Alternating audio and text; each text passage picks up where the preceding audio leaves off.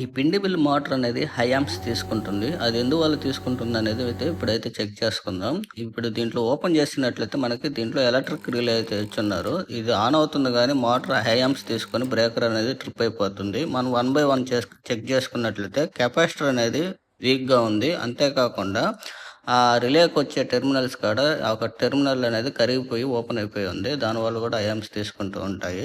మనం కెపాసిటర్ కూడా పోయి ఉంది దీనికి. దానికి 2 మార్చిన తర్వాత మనకి మోటార్ చూడండి ఏ విధంగా రన్ అవుతుందో. ఇప్పుడు ఇది అంతా బిగిచ్చేసి మీకు ఎంత యాంప్స్ తీసుకుంటుంది అనేది ఒకటి మీకు ఒకసారి అయితే చూపిస్తాను. అంతా బిగిచ్చేసాను. ఇప్పుడు ఒకసారి యాంప్స్ అయితే చూడండి. మనకి 3.55 యాంప్స్ అయితే తీసుకుంటుంది. ఇది నార్మల్ యాంప్స్ అండి. ఒకవేళ 28 30 యాంప్స్ కానీ తీసుకుంటున్నట్లయితే మోటార్ కెపాసిటర్స్ రిలే ఆన్ కాకపోయినా మనకి హై యాంప్స్ తీసుకుంటూ ఉంటాయి. దాన్ని మనం చెక్ చేసుకోవాలి. ఇక్కడ మీటర్ కూడా ఇచ్చి ఉంటారు. యాంప్స్ మీటర్ అనేది ఖచ్చితంగా చెక్ చేసుకోవాలి.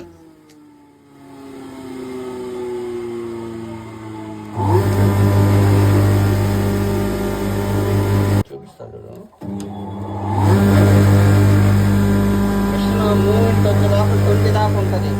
రన్నింగ్లోకి వచ్చిన తర్వాత ఇక్కడ కొట్టుకుంటా ఉంటుంది.